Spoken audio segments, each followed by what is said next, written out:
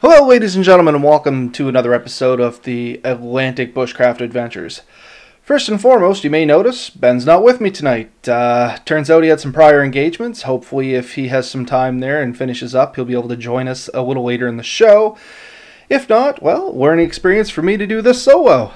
So, anyway, let's jump right into it. Tonight's episode, we're going to be talking a little bit about some of the tools that we take on the trail. So, when I say the tools we take on the trail, I guess it's going to be more a little bit of the personal preferences of the things that we take with us. So just to give you an idea of some of the things we take, so maybe it might spark a few interests for you guys. Some of you that are into the woods quite often yourself, chances are it's going to be a lot of rinse and repeat for you. But nevertheless, hopefully we can keep it fairly interesting. So, starting off, as everybody mostly takes into the woods, I would assume, is some sort of cutting device or knife. Now, when I go into the woods myself, I have different types of knives that I may bring with me. I generally always have a folding knife that I carry in my pocket once I get to where I'm going. Or even if I'm going through thick bush, I'll generally have some sort of belt knife with me as well. I do prefer the fixed edge of a belt knife there. For anybody that's wondering too, Jamie Harris did some wonderful work on this sheath for me, if you can see it there. But yeah, it's kind of a no-brainer. If you're going into the woods, you're going to need a good cutting tool, even if it's just you want to sit around and whittle something and pass the time. I mean, whittling's great fun, keeps you busy. You can do it at night when there's not really a whole lot of lighting to do anything else. And yeah. Now I'm going to kind of classify this on its own, but honestly, in the back of my mind, I still keep it with the knife side of things. And this is arguably one of the most valuable things I take, but also arguably one of the most unused things as well when you go into the woods. And I'm talking about the good old-fashioned multi-tool. Now, the one that I personally carry is a Leatherman OHT, which stands for one-handed tool. Technically, you should be able to open and operate this thing, all of its features, with one hand. Personally, I love my multi-tool. I like going into the woods with it because it gives me so many options to do different tasks. It does have a fixed blade on it. Let's see if I can open it up here for you. So it does have a fixed blade on it there. It's not a very big blade, but it is still pretty nice for doing some finer work. But to be honest, I don't use the blade on this so much as everything else. Pliers, great if you're working around the fire. You got, if you have a can or something in there, even your canteen cup, you can pick this up, things like that. It's got a nice little saw on it. That's more of a rope knife. Sorry, saw's on the other side. There we go. So it's got a nice little saw on it. I use this a lot for when I'm carving notches into things. If I'm practicing, good examples, bow drill. I'll use that for possibly cutting off anything that's under the size of your thumb, maybe a little bigger. It's great to make notches if you're using if you're going to make a buck saw in the woods. You can use that to carve some stuff out. It's just a great tool. I love carrying my multi-tool. I usually carry it everywhere I go. Like if I'm going to work, it's in the truck. I can't take it into my work with me, but it always stays in the truck. If I'm just going out, generally it's always with me. A multi-tool is a necessity for life when it comes to me at this point. It just allows me to do so much in a variety of things. Now, there are lots of people that argue multi-tools are unnecessary, and to each their own. I'm not here to stress that you need one. I'm just saying that to me, it's like one of the all-time best things to have in the woods. But yeah, going off from that, staying on cutting tools, I like to take my lineman's axe, and I'll slide back there a little bit so you can get the full size. This is not a very long axe. This is only about a 30-inch. Nice small head on it. I wrap it in paracord, just adds a little bit more durability around the top. But I use this for a lot of my around the camp tasks. So if I need to prep firewood, axe. If I need to cut down anything, honestly, like 4 inches and under, I'm going to use the axe before a saw, and some people argue with me that they like the saw better, and once again, entirely entitled to that opinion. I just like the axe because I can generally take down 4 inches and under quicker with an axe than I'm going to with a saw. Now, on talking about a saw, I did bring this little one from the dollar store. So everybody's always looking for nice little fold-up saws. This one from the dollar store worked amazing. I do have another fold-up saw, which was a Trailblazer. Unfortunately, I could not find it tonight. I'm thinking it may be stashed in my four-wheeler. But anyway, for anybody that's looking for a great little saw, just throw in your backpack, takes little no weight, and performs surprisingly well for its price. The old dollar store purchase here, $4. I have literally beat the crap out of this thing, and it's still working amazing. Folds up nice, nice handle on it. I mean, you can't beat this thing if you're just looking for a little backpack saw. So if anybody's interested, just run out and grab one. You're not going to be disappointed for $4. Now, saying that, don't expect to get a $100 saw quality out of it either. I mean, it is good. It's got good flexibility to it, but it's nice and stable. I mean, for $4, it's worth trying. Definitely go and check it out, guys. Yeah, so those are all kind of common things that you're going to find in most backpacks, if anybody that's going out into the woods, when it comes to cutting at least. And now on the more unique side, shall we say, what I like to take into the woods when I go out, and it is not unique to me, but there's not a lot of us that like to do it. I am a huge fan of the old machete. Now, why do you need a machete? Funny you should ask. A machete can do a lot of wonderful things, and it just does some things better that I find. I like the way it feels in the hand for when you're trying to clear off brush and stuff like that, using it for its intended purpose when you're going to set up camp. I do use it for fire prep. I love using it to, like if I'm going to baton, it's way easier to beat on the back off the machete than it is one of my smaller knives, and this thing is durable as heck. This is one of the old, not sure if it'll come in the camera there, but see if we can get it up there. It's not really coming in there, but anyway, it's Brazilian. It's one of the Brazilian machetes. You can get some of the cheaper ones locally at like Canadian Tire and stuff like that, and they're going to generally have the black handles on them. I have had one of those. They do not hold up anywhere near as good as these old Brazilian ones if you can. This one, believe it or not, I found in the woods. It was on an old Christmas tree farm when I was with my past employer. We were going in doing an inspection. I found it. It was fairly rusty at the time.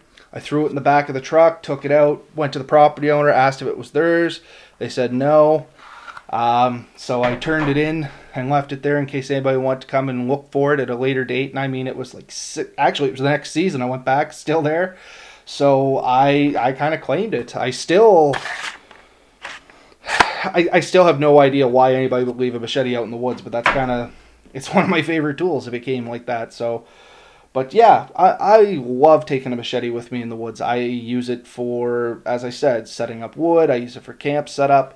I use it for generally everything that you can use an axe for, as well as some of the things you can use a knife for.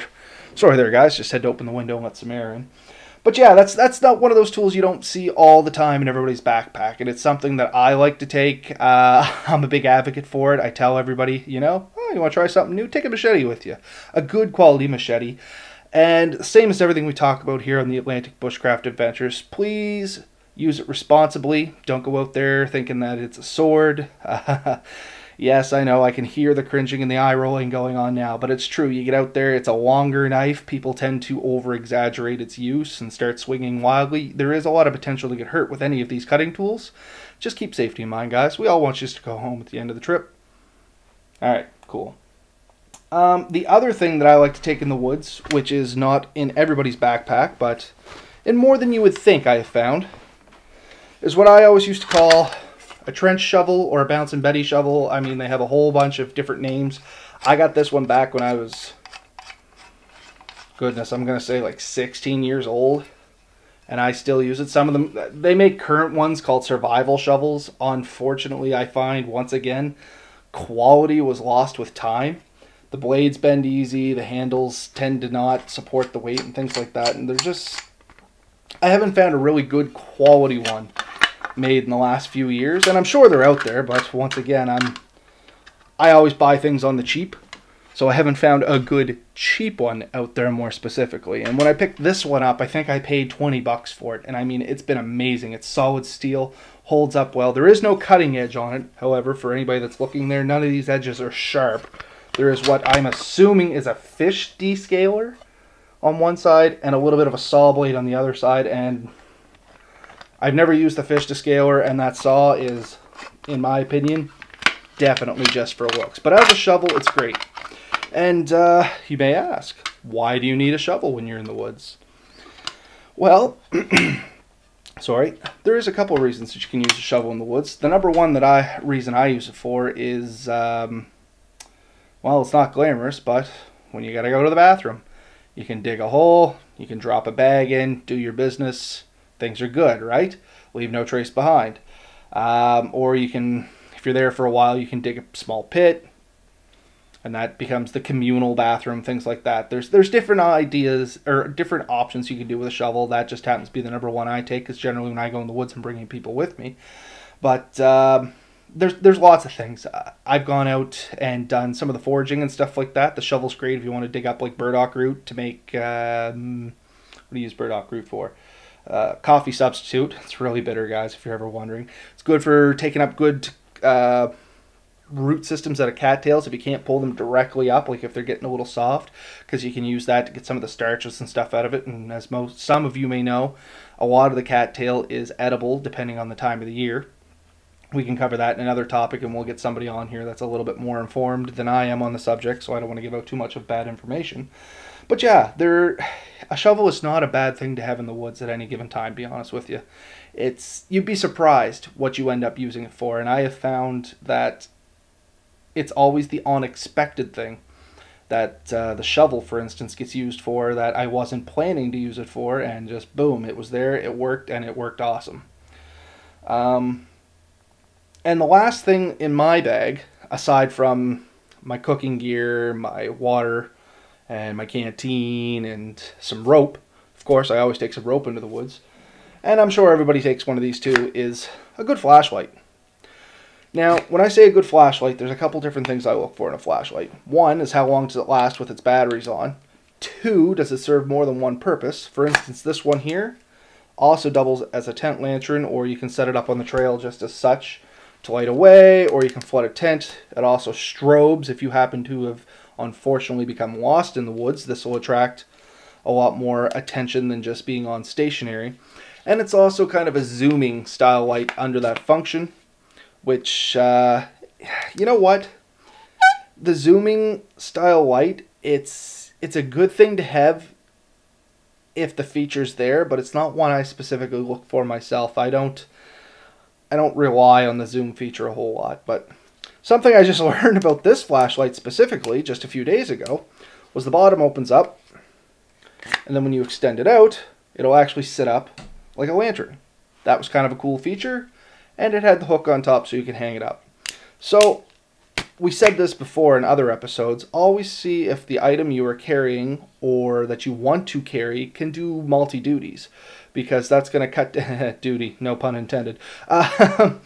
It's going to cut down on weight. If this flashlight can handle a couple jobs, that's great. So I can use this as a lantern, a flashlight, or I can use it as a trail marker. Boom. Everything there is in it. Same as my saw. My saw, well, not so much this one, unfortunately, but like the saw on my multi-tool that I bragged up there at the start, I can use it to carve the finer knots to make more sophisticated tools. For instance, I can go into the woods with just my multi-tool, and I can pretty much do everything that all my knives, machetes, saws, and stuff can do on their own with this multi-tool, with a lot more effort involved, unfortunately, but it can do it. The only one I can't do is like saw bigger stuff.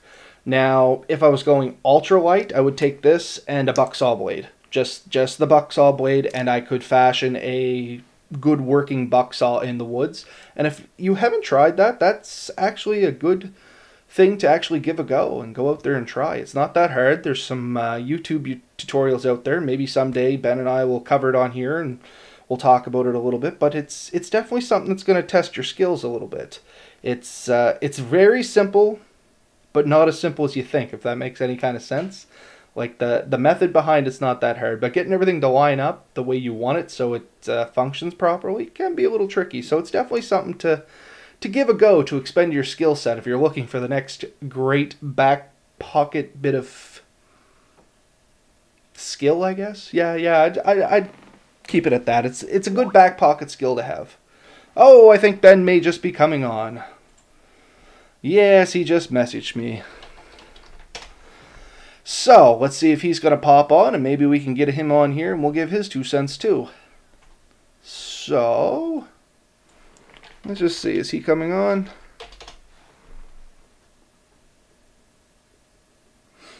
Because that would be all.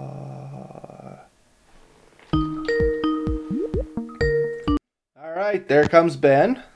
Sorry about that. No worries, Ben. We're live now, just to give you fair warning, and you are straight on air. So how's things going, Ben? You had fun. I told everybody that you had some prior obligations and you would join us if you were able to at the time. So, as promised, ladies and gentlemen, here is the great Ben Greening.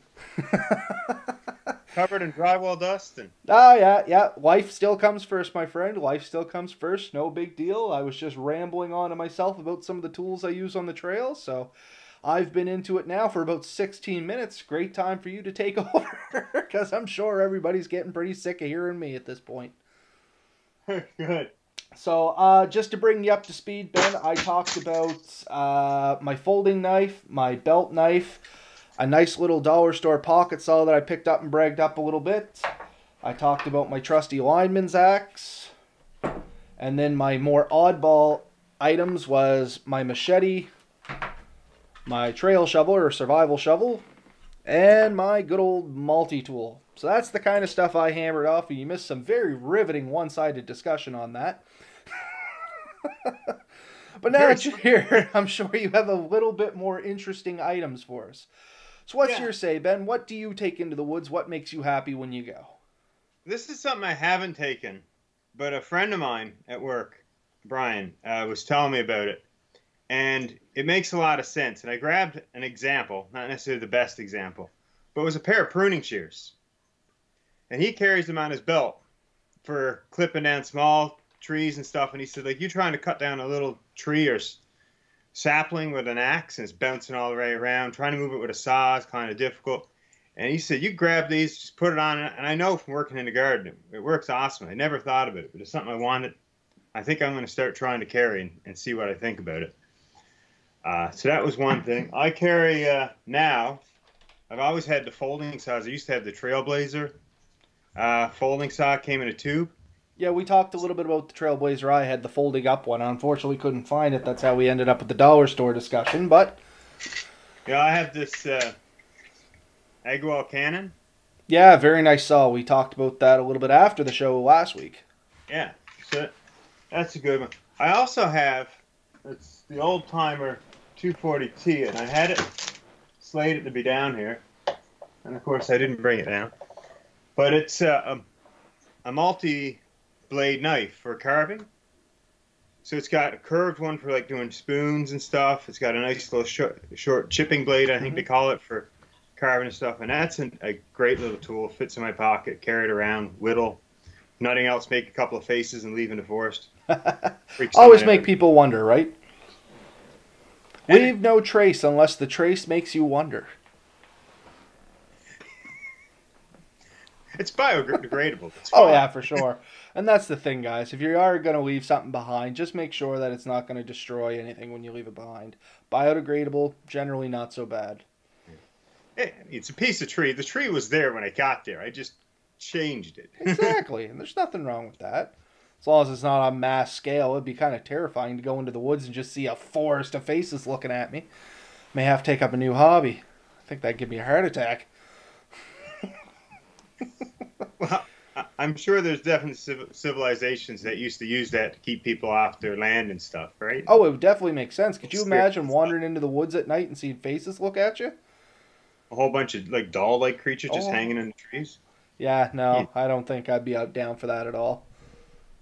You definitely move on, right? You'd be like, yeah, I'm going to camp anywhere else.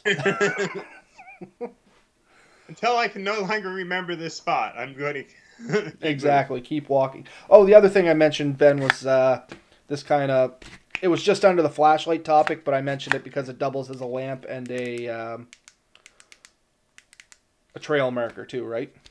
So Oh, yeah. We often carried and are quite useful is the little the brake tubes, the glow sticks. glow sticks. Yeah, those are great. Stick them up and around the perimeter of your camp. If you got a spot where you're going to use the washroom or where you're going to have your bear bag, put a couple up. So if you need to get to it in the middle of the night, leave it tied to a string. It's easy to find that stuff. Keep one near your tent. It's really embarrassing when you walk away from your tent and can't find it. And glow sticks are very inexpensive and last a long time relatively. I mean, a glow stick generally lasts all night. Sometimes you can still hazily see it the next night. Oh yeah, I've seen them, especially if it's cool. They last longer if they're cold. Okay. Yeah, if you throw them in a freezer, for example, they won't get as bright in the cold, Mm. but they'll last a lot longer. So, Okay. Good information to know. I was not aware of that myself. and of course, I guess you've covered quite a few tools. What are you doing with your tools? I mean, you could be building your shelter, practicing your trap building skills within the limits of the law. I want to throw that out there. Exactly. Always obey your local laws Yeah. or don't get caught. Anyway, no, always obey your local laws. But yeah, I mean, even if you're not using them to actually gather food, trying to get the perfect little, hair trigger is an art. And if you don't practice it when you need to, you could spend days trying to get that down. Oh man, if anybody has not tried to make a figure four deadfall, do yourself a favor, get a pair of gloves and go for it. Because you are definitely going to pinch your fingers a couple times trying to get that trigger right. Yeah, I mean, there's that, and I can never remember the right names, but the spring sear, I think. This Spring snare? Spring pull snare. Yeah, and you pull that down, and you get it set up so that when he hits it all triggers, and anything with a hair trigger. Great description, Ben. But I do know what you mean, yeah. Just think of Bugs Bunny. That's always been my big worry with a spring pole snare. I've never actually set one because I could just picture it going off and flinging whatever I'm trying to trap way off into the distance. Just gone. You could use a little less spring if that's too many cartoons, I think, is all that is. But yeah. Yeah, I mean, with a couple of common tools, like a decent knife. I mean, I always take a decent knife. And something, I've just seen it. As simple as your Mora Companion or one of those type knives, cost $25-$30, maybe less. oh, for sure. And a Mora is a great knife. If anybody's ever wondering what a good quote-unquote starter knife is, a Mora is a good place to start. Don't think that Mora is the holy grail of knives unless you love Moras, but good place to start. I think bang for your buck. It's and I mean, great. This is a conversation I'm sure we're going to have eventually with maybe a guest or something, but you can spend, the sky's the limit on a knife. I mean, you can spend probably up to $1,000 on a single knife. Oh, goodness, for sure. If you want to get into it. But the overall difference in a $25 Mora and $1,000 knife is generally aesthetics. Maybe it's a little tougher. Maybe it holds an edge a little tiny bit longer. Maybe it's got a few advantages. But in the end, bang for buck, what you're getting, you're not going to beat a Mora. Is that, like I said, is the end of all knives? Definitely not. I mean, there's other knives that are going to maybe fit a bit more comfortably. It's going to look better with your stuff. Yes, because looks do matter in the woods when nobody else is around. No, to some people it does. Oh, I mean, don't get me wrong. I just bragged up Jamie Harris for the beautiful work he did on my sheath for my old Nomar here. Normark. Sorry, not Nomar, Normark. And I mean, beautiful job. I absolutely adore it. Don't get me wrong. But And I think the big difference between when you pay a lot of money for a tool and when you don't pay much is how you're going to use it. With a tool you don't pay much for, you won't think twice about batoning that through a piece of wood or doing something that could potentially damage it, because the next trip you could have a brand new one. It's not going to be a problem. Exactly. $30 knife is almost, I hate to say disposable knife, but it's kind of a disposable knife. If you break it, it's only $30. Get a new one. Well, a lot of the early Moras, and I guess still they are, they're only a step up from your Olfa knife, your breakaway blade knives, because they were built as utility knives for contractors and carpenters and stuff to score drywall, cut little pieces of wood, do odd jobs. They were kind of meant to use when they got dull or bent, throw them away, grab another one, keep working. And in the bushcraft community, found them and said, like, they work awesome for, making traps or whatever you need to do in the woods. Melissa started off with a Mora knife. It's a pink Mora knife, and it's still her favorite go-to knife, in all honesty. And I've bought her Gromans and a few other things, and I mean, Groman was just the one that popped out of my head, but I know she has probably 5 knives, and it's still her go-to knife because it just fits well in your hand, and it functions the way it's supposed to every single time. Yeah. So, I mean, and I know you've been into the budget bushcraft thing for years, so, when you can buy better equipment because you want it because it feels good, looks good, or, it has that little nicety, because there's a carving knife that I've looked at for a while, but it's 3-4 times more expensive. It has a locking blade mechanism, which is really nice. Like, you do get some features. Better sheaths. Like the Mora sheaths, they're plastics. They work. They're functional. But there's no problems with them. They make a little bit of noise in the woods when you're walking through, so I don't recommend them as a hunting knife is the only thing. Yeah. But, I mean, some guys wrap them in cloth. I've seen that. I've seen guys wrap them in paracord and stick a fire steel in them. Well, you and I have discussed this off camera. There's a whole Mora modding community where the sky is the limit on modifying your Mora knife. And I've seen people do the same thing with their axes. Oh, for sure. Like, guys, very limited modification, but I always carry a little bit of paracord on mine. Yeah, and especially up under the head is great, because if you miss, it saves. That's why it's there. It saves. And you see the leather ones. I mean, they look nice, and someone like Jamie Harris could probably make you an awesome one. And just to throw a plug out there, I've seen his work, and he does do some amazing work. But anything to protect that, because I don't know if I've broken our axes off a few times now. Yeah. That was from hitting up here, believe it or not. Yeah. So mine, you can't really see it, but that's flatter than it should be, because when I was trying to drive the head on, I actually split it out the end. Yeah. Yeah, that happens a lot too. I think that might have been what started that chip in mine. So, if anybody's wondering, when we say driving the head on, most people think you put the head on like this and drive it down. Not so the case with an axe. You start it like that, but then you hold it upside down. You hammer the handle into the head, or at least that's what I've always done. Yes, well, that's how I do it too. And so this is an axe I put together. This was I think this head came off a little fiberglass axe like this. They're almost identical. Slight modification. So I don't like this 24-inch handle. It's just not. It's just a little too short. Like mine's a 30. little too short. Mine is a 30, as you can see. My arm's about 12, right? So. Yeah. So it looks like we have a similar length axe. I like something. I think they call it the scout axe or the boy's axe length. Mine was considered a lineman's axe when I made the handle. It's mine. It's just for scoring trees. We used to do lines in Natural Resource, which is just carving out the crown lines, and we always just called them linesman axes because, as a linesman, that's the axe you took. So I don't know if that's the right name or not. Yeah, so I mean, I take a slightly shorter axe. I think one of the things they talk about if you want to get into axes, and it's an interesting thing, is, I mean, you want a nice handle, you want the grain direction right and all that. But a proper length axe, if you're going to cut, say, split wood, when you swing it down, it's not likely to come back and hit you. It would hit the ground in front of you. A boy's axe would be something meant more for, like, say, a scouts or young. They're shorter, so if you swing, they'd actually tend to come back and hit you in the shin. if you missed. And if you get into safety, they tell you like get on your knees and cut wood with these axes. Have you seen this?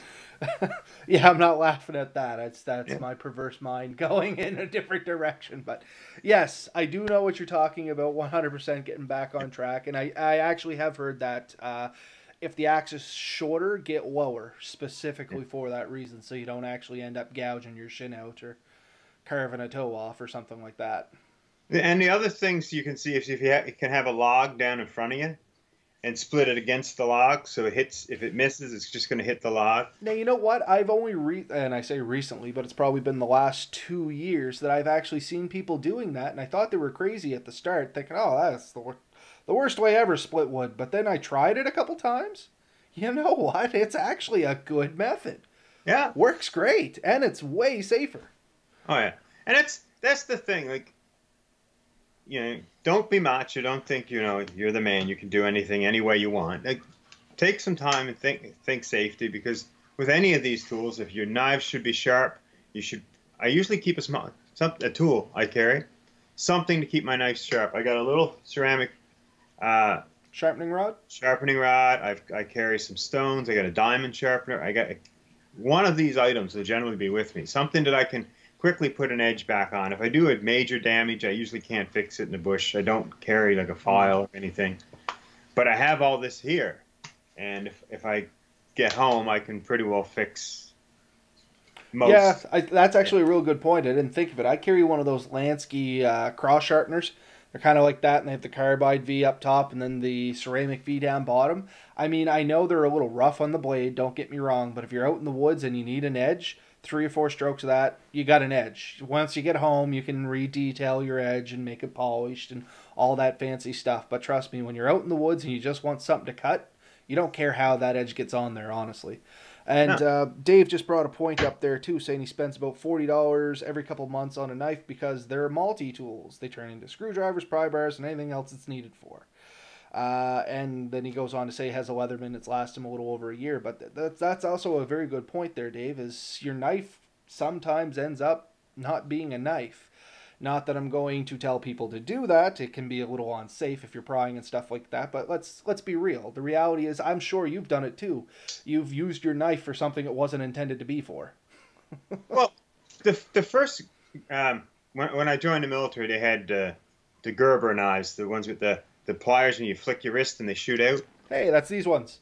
That's the Leatherman equivalent, the OHT. Yeah.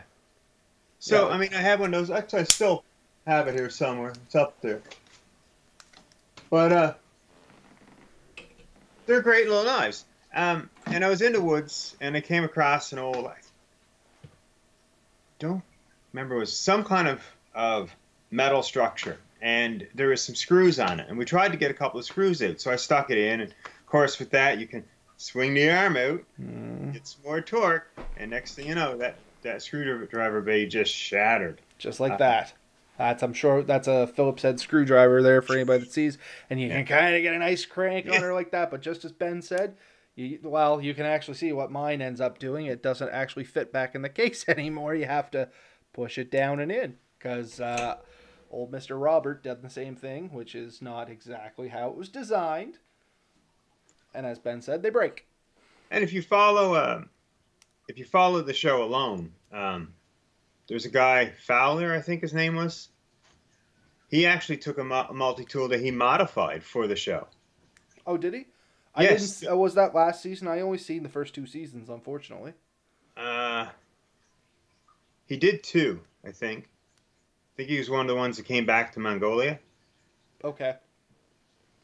But yeah, so he had a multi-tool, and most of the multi-tools have the sort of the can opener style one, and not this style, the one with the more of a beveled edge. Kind of like that. No, that's kind of more like mine. Yeah. I know the one you're talking about, though. Yeah, so he bent it and sharpened it up more, and he used it like a spoon knife for hollowing things out. He had a couple of modifications done to it so that he could get everything he wanted in one tool because he couldn't find one that did everything he wanted. That's a brilliant idea. Now I'm looking at mine going, because I don't think I've ever used the can opener on my side. I've definitely used my can opener uh, more than once. But yeah, I mean, like I have a bigger Swiss Army knife that I've carried before. It has everything, and I had one that had magnifying glasses and everything on it. I've seen those. Those are actually quite nice. They are nice, and they are awkward though. Like when they get to be like an inch and a half, 2 inches thick, they don't fit in your hand as nice. It's not But so you much can, a pocket knife anymore. I don't know.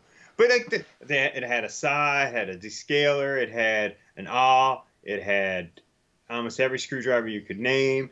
The one I have now, it's not quite that thick. It doesn't have all the tools, but I think it has a pair of pliers. And pliers are a really good tool to have. You'd be surprised how often you just need to nip something. And if you just had something that's a bit harder than your fingers to squeeze down on. You want to twist a piece of wire, cut a piece of wire. Tool like that helps. They haven't rarely intentionally brought side cutters, but now that we talk about it, I just think pliers or side cutters could be useful too. Well, that's kind of what comes into my. You're, Like I yeah, got the changeable blades in there in the middle for a set of side cutters, and I yeah, have used them for snipping off different things, mostly around the kitchen set. You know what I mean? Because you'll end up a piece of wire or something to lift pots up, and you'd be yeah. surprised. You find garbage in the woods, and you start turning it into useful tools. Oh yeah, yeah. So I mean, I'm sure you're similar to me. Is there's a lot of tools you'd love to take, Oh my god, I'd love to take everything, but wait. but weight and volume, and that's the two things. Like even my axe, like a bigger axe might be great. I choose this one because I can almost fit it in my pack. It does stick out, like the handle either has to stick out or the head sticks out, or it's strapped to the side and it sticks down through the bottom a little bit. But it's not in the way. Anything bigger.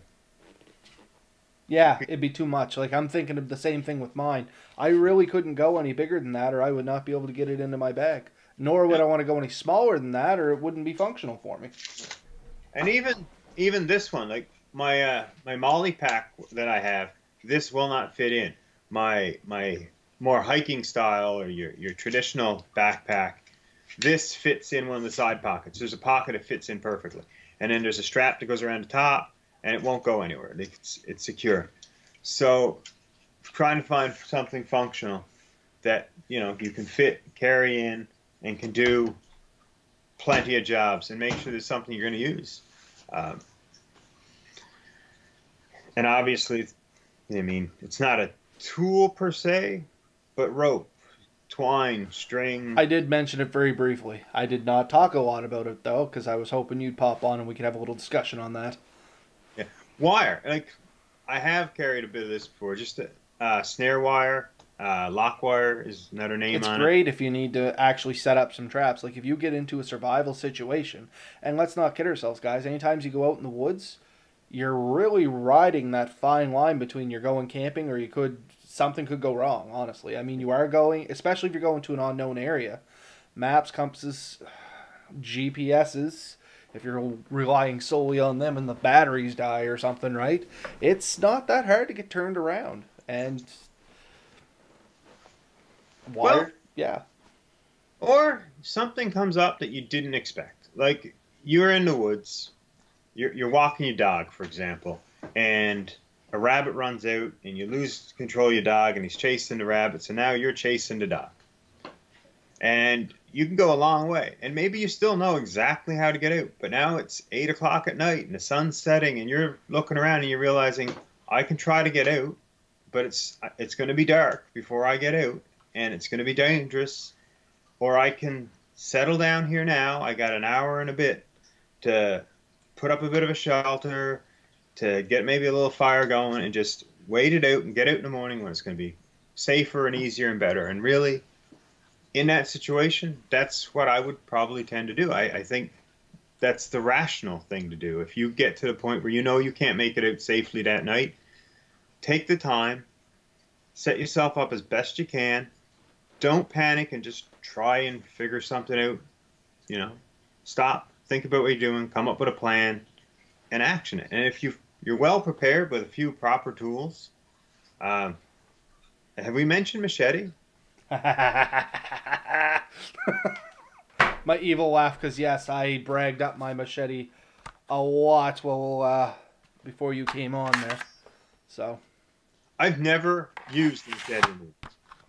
and that's what I said. I said it's not a common thing. There's a niche of us that love machetes, but it's not common. And I recommend if you haven't tried a machete in the woods, try it. Like, you may fall in love with it or you might hate it. I tried it, I loved it, and now I rarely go for any length of time in the woods without the machete. Like, if I'm heading out for a week, this sucker's coming with me. Don't get me wrong, I still take the axe, but this is definitely in the pack. I allow for it. I was driving down the road the other day, this about 4 or 5 months ago, and I seen something black sticking up out of the road. So I stop the car, I jump out, I run down, I pick it up, and it's a friggin' machete in its sheath, chipped up pretty bad. The handle's got a couple of scar marks in it. It obviously bounced out of the back of someone's truck, but it's in the sheath. It was hard used, and it fell out. Never seen anyone asking about it or looking for it, so I threw it in the car and I went home with it.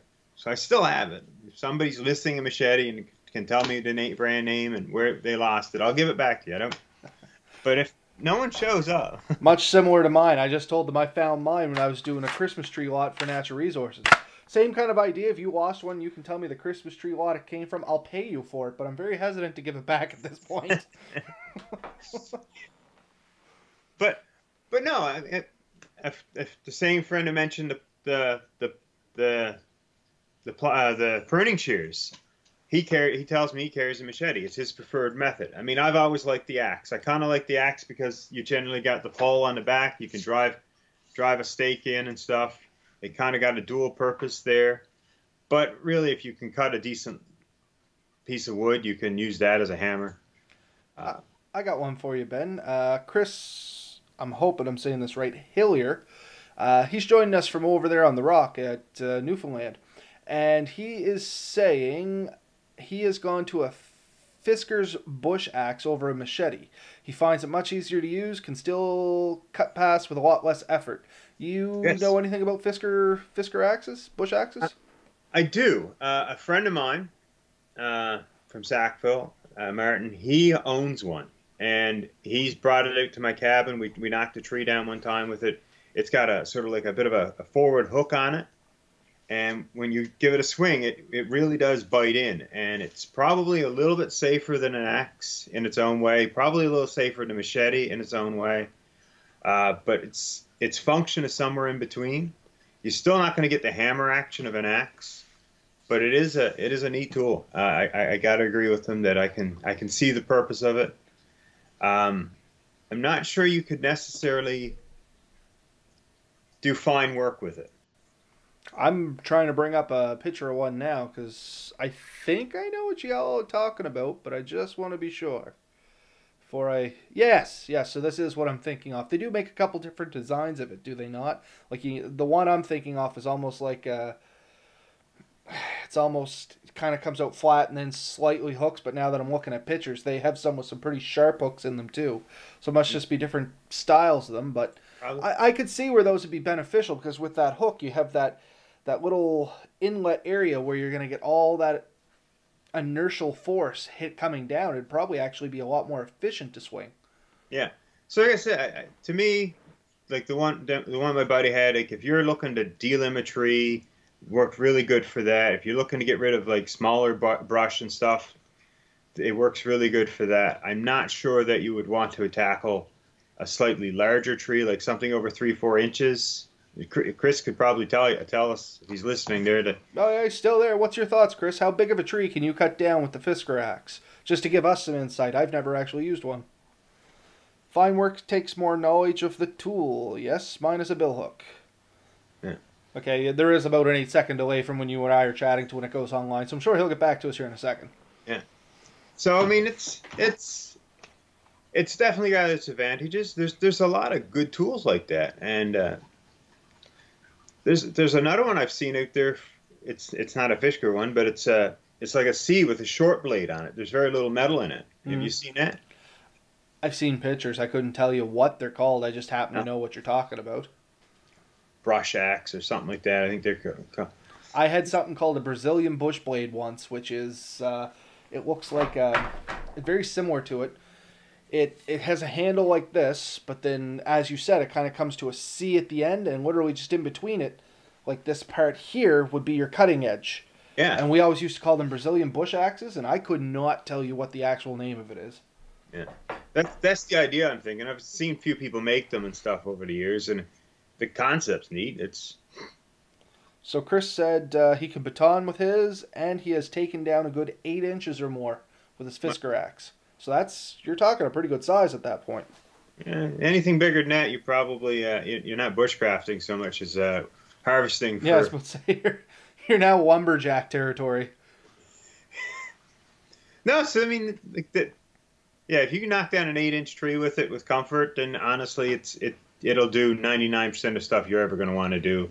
And batoning, yes, I can see that, a very solid blade on them, really. So, and yeah, you got a decent throat, I think, on those. So, it's definitely good. And with the hook, you can kind of like almost grab with it. I was gonna say, do you know what I mean when I say a PV or a picaroon? Yes. So that's kind of what I'm picturing. You'd almost use it as a picaroon end too. Maybe that's misusing the tool. I have no idea. That's just the first thing I thought was, oh, that's a bladed picaroon. What? Yeah. A buddy of mine, he was telling me a story about his father got one after they got so old, and he said, like, that's an amazing tool. Why didn't you ever get one before? And they're like, because I had you guys to drag the wood. That's actually what my old man said too. We always had a picaroon growing up, and I always used to ask him, why don't you take that to the woods? Because I got you. Yeah. Yeah. So, yeah, I mean, I guess long story short, there's all kinds of different tools you can take into the woods. That's just some of the ones that we brought up. Dale Spates? Yeah, Dale Spates just joined us there a second ago, so what's up, Dale? I mean, the sky's the limit when it comes to tools that go in the woods. You're going to have to find what works for you and what you want to go in the woods. Am I kind of hitting the nail on the head there with your thoughts, too? yeah, I mean, and experimenting with what works for you, what you're comfortable with, and what you need to do. Like when you're going into woods, you're going to have generally you have a plan, a concept of where you're going to go and what you're going to do, and think it through. Make sure it makes sense to take, but experiment, try something new. You know, there's a time and a place for almost every tool. There's a proper tool for most jobs. It doesn't mean it's the only tool for a job. And sometimes, you know. Yeah, and that's a good point there is be open-minded. Don't think that even us, don't think that what we're saying and what we're talking about here is the end all to be all for tools that can go in the woods. And what we're preaching up here, like me with the machete, yeah, I talked it up real hard, but there's going to be people out there that don't like a machete, and I mean, it's not going to be for them, and that's cool too. You kind of do your own thing, find what works for you, get into your groove, and go with it. And as Ben said, experiment. And the best place to do that, of course, as we always preach, is try stuff at home. You don't have to be in the middle of nowhere to see how an axe is going to work. Go get a few blocks of wood and split them. Yeah, probably shouldn't be your first time swinging an axe is when you're already 10 miles in woods. No, that's definitely the worst time to experiment. But, I mean, I guess the main point is try a bunch of stuff. You're never going to be disappointed playing with stuff, that's for sure.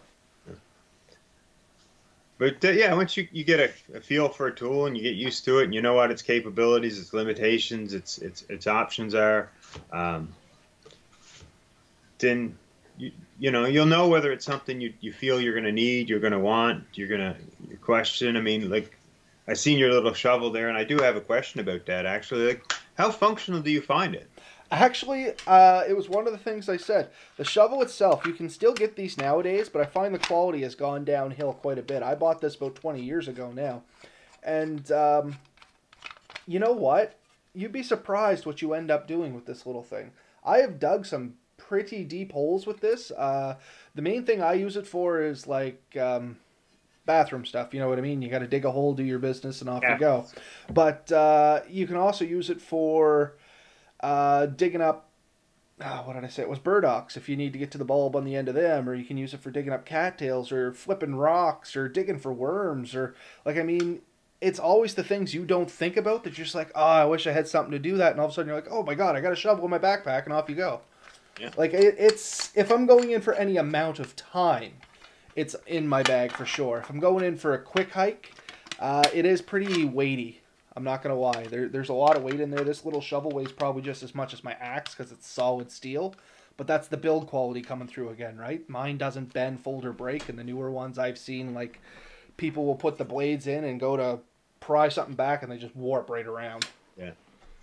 Yeah, I see some of them. They're sold with like a sharpened edge, and Yeah, they're kind of survival shovels. I think Wayne just did an episode on one too, and I mean, prime example. What's his last name there? Ben Colcraven?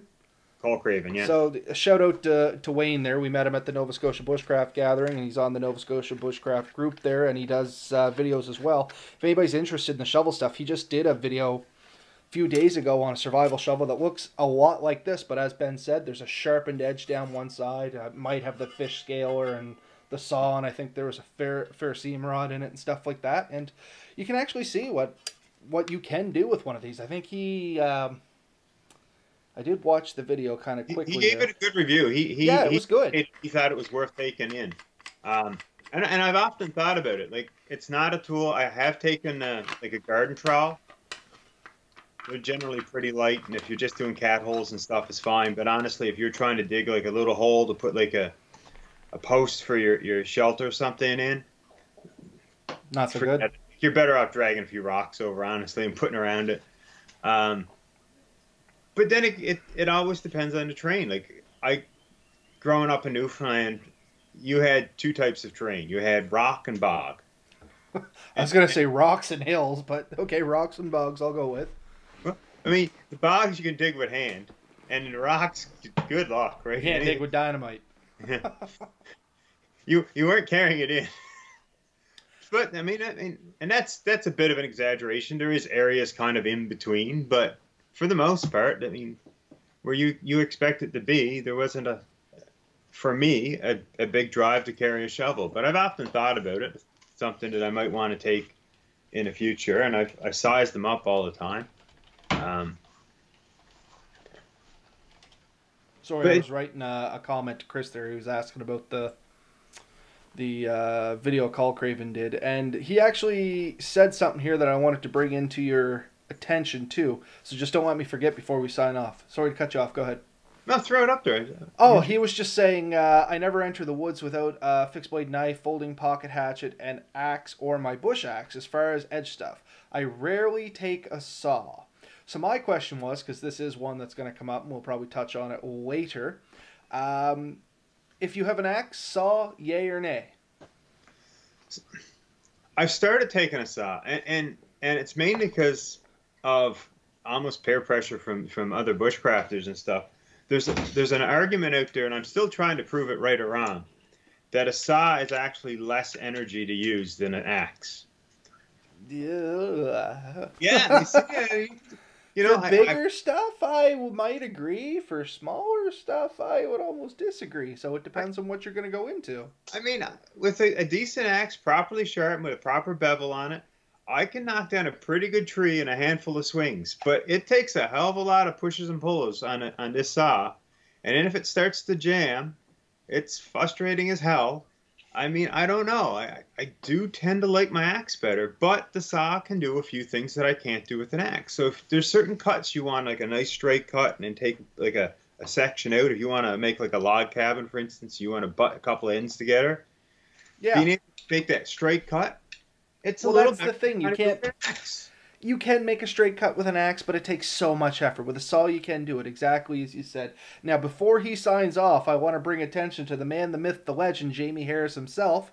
If you're listening, Jamie, I think we have plugged you not once, twice, or 3 times in this video, but 4.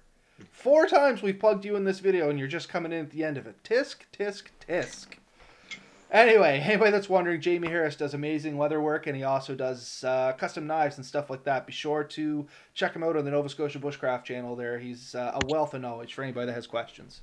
Sorry, getting back to your to our little discussion there. Yeah, like with a saw, you can do nice, fine, precision cutting, like notching stuff out, as you said. Can you do it with an axe? I've seen it done for sure, but am I the man to do it with an axe? Probably not. I would probably... There's a time and place for each tool. Like if you want, like picture this, you got a lean-to shelter, you've laid all your logs down on top of it and stuff, and then you say, well, these stick out, I kind of would like them all more even. You'd be hard-pressed to do it with an axe with pulling half your shelter down, like swinging an axe, trying to level those out. You can go along with a saw, and you're going to do virtually no damage. You're going to have nice, clean lines. Yes, the saw has some advantage there. Could you have done it with an axe? Yeah. Probably before you stuck them up, measured them out, take them down, couple of swings, over a nice stump, and boom, you're golden, right? But time and place, getting used to it. And I can't agree more.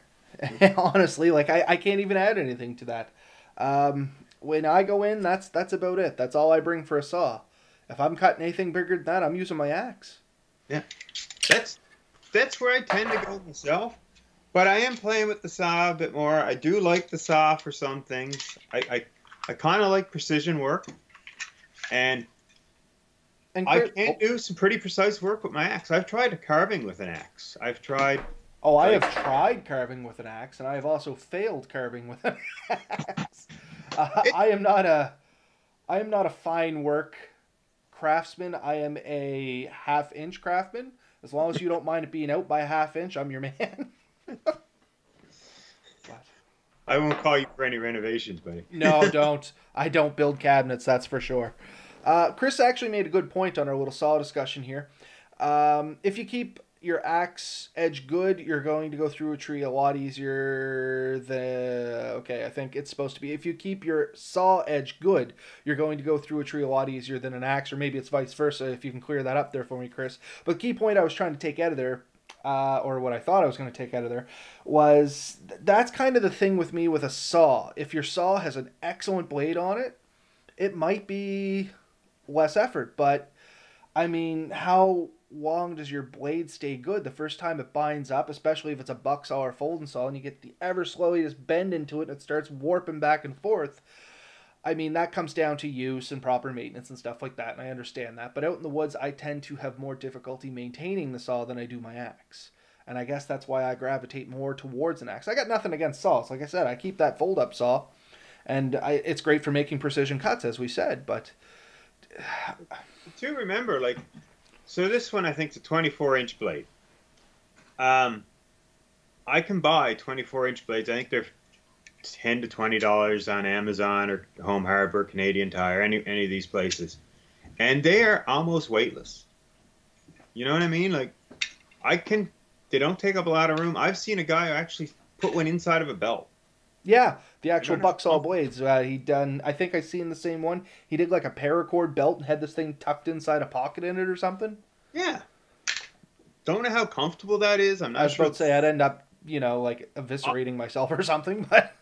I wouldn't do this, but he proved a good point. Like you could store it away in a pretty tight area. I mean, they don't really take up a lot of room. So with your axe, you're carrying a file or a decent stone to put an edge back on it. For sure. It's going to weigh at least as much as a blade or two for the saw. So 6 in one, half a dozen the other. With the saw, I think you've set the teeth is the biggest thing, making sure that they're each one is offset. Is offset a little, and you can actually get a tool for doing that. I had it once upon a time, believe it or not. Chris had a question for you, I think, because I don't think this is towards me. Isn't that the Boreal 21, which means it's a 21-inch blade? He is correct, yes. There you go, Chris. You are correct, good sir. Yeah, 21, wrote right on it. But, yeah, no, the point is, though, that you can buy blades for these. And the advantage I like of this one over the Trailblazer I have still somewhere is the Trailblazer had little plastic nibs on the end. and you couldn't buy replacement blades from very many sources. I think Redneck something sells one, and Trailblazer when they were still around did.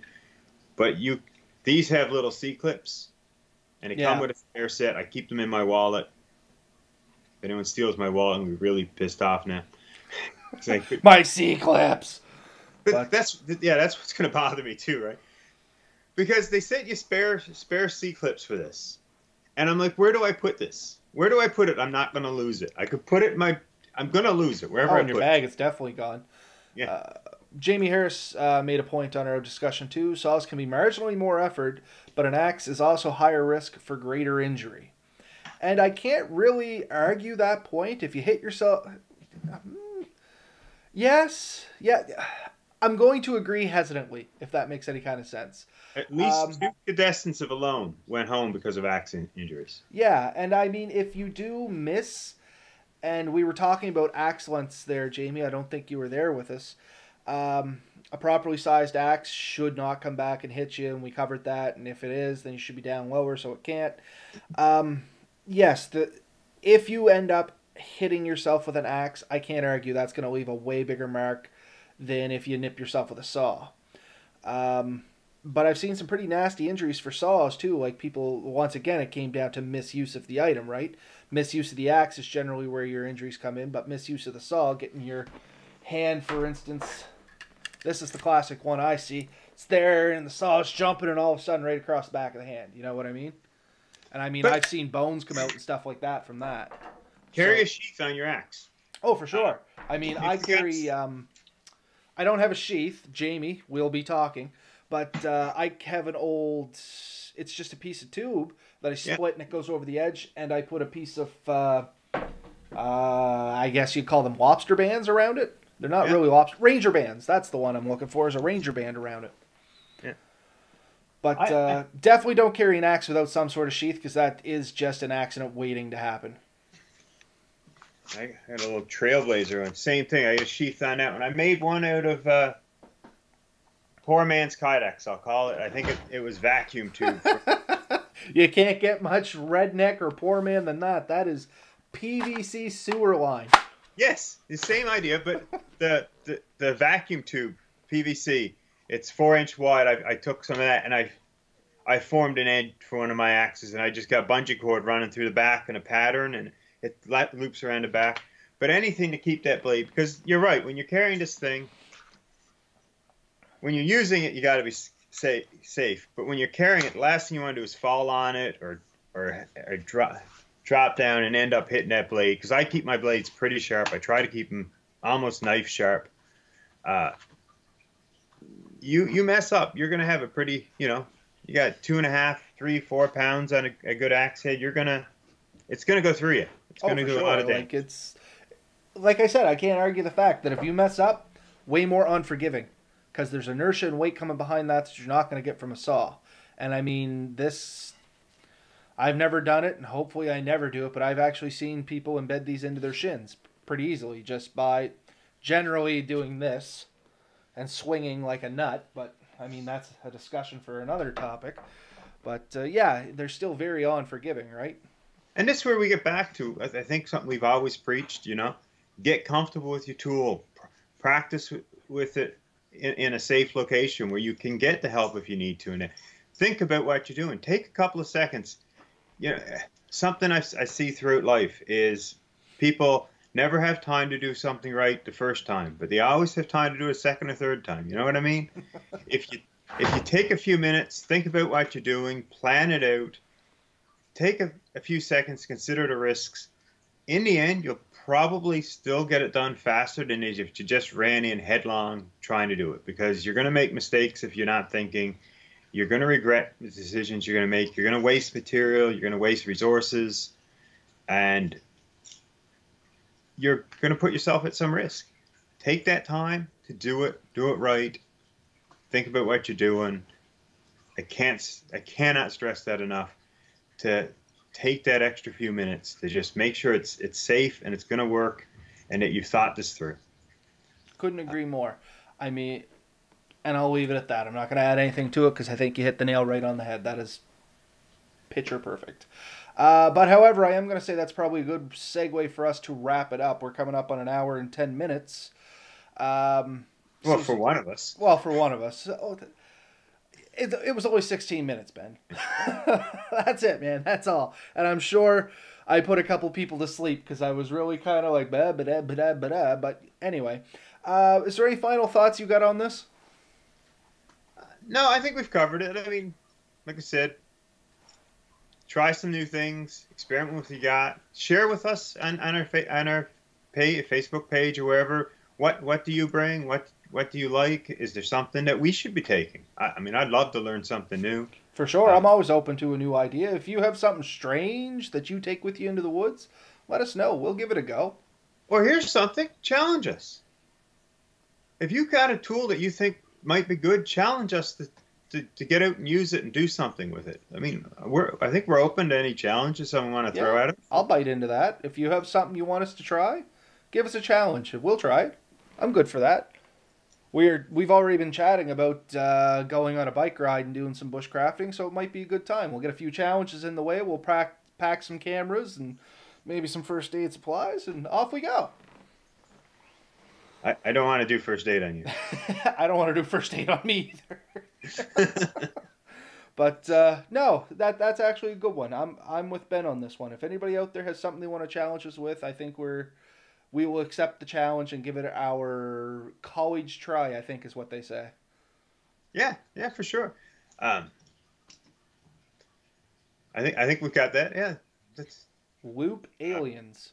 Okay, I'm not going to end just yet because I need to know. Chris, what does loop aliens mean? Oh, I think I know what he's talking about. They're a little piece of metal. They got 3 holes in, like 2 ears. Is that the ones? And you run the rope through it? Oh, I think I know what you're talking about.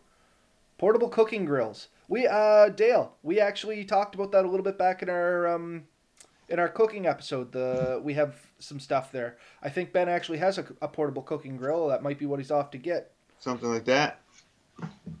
Maybe. I've got a whole bunch of things here. But this is something I found in a dollar store. It's got like a little grill, blocks the flame from coming in. You can put it right over top fire. Oh, that's sweet. No, I got the hillbilly grill. It's literally a grill out of an old barbecue. I've gotten a few out of like fridges and ovens. They're a little big. They're big to carry in like in your pack. They don't fit well, but they're awesome in a canoe. I suppose you got the extra room to go with. Yeah, throw it in the bottom, throw your bag on top. When you get there, you can get a couple of rocks, put on the corner, stick it up, put your fire underneath that. You can cook a bunch of things. Get a pot on one side, get a few things going. Yeah. Yeah, I think that's exactly what. And yes, you're right, Ben. That's exactly what they are. Okay, perfect. So we know what. Feel very proud of myself. Awesome. Yeah. See, once you described them, I didn't know that's what they were called, was loop aliens. Now I'm gonna have to go buy a few and give them a go. Anyway, we are digressing once again. Yeah, that's it for me too. As always, guys, get out there, get dirty, play safe, try at home before you try in the woods and all that good stuff. We won't bore you with the outro. I think we covered the disclaimer a few times in this video. So that's it for me. Thanks everybody for joining us. We'll be back again next Wednesday night for another episode, riveting as it is. And yeah, everybody have a good night. Night off.